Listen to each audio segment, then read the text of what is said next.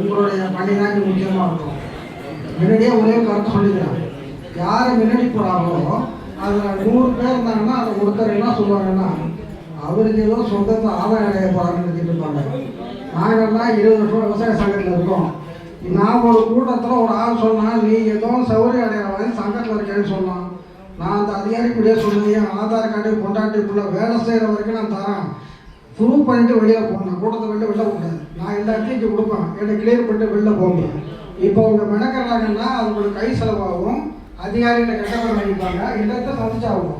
நம்ம தலைவர்னு சொல்கிறாங்க அவங்கள, அவங்களுக்கு உங்கள் பக்கம் வேடி அவங்க பக்கம் வேடி, ஏன்னா நாங்கள் 20 வருஷமாக அனுபவிக்கிறோம்.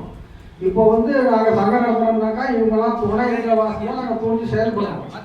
இப்போ சென்ற முதலமைச்சர் வந்த குழப்பம் சரியான பதில் இல்லை. மதுநாள் எடப்பாடிக்கு போய் சொல்லி மதுநாடு வரைக்கும் 18 கோடி, அதாவது இந்த நடவு மானியங்கிறது கொடுத்தாங்கல்ல, அது 18 கோடி கொடுத்து முடிஞ்சு போச்சுட்டாங்க. இவங்கள்ட்ட சொன்னதுக்கு அப்புறம் மறுநாள் ஹாஸ்பிட்டல் இருந்துக்கிட்டு 12 கோடி கொடுத்து 30,000 ஹெக்டேருக்கும் எல்லாருக்கும் பணம் வந்தது.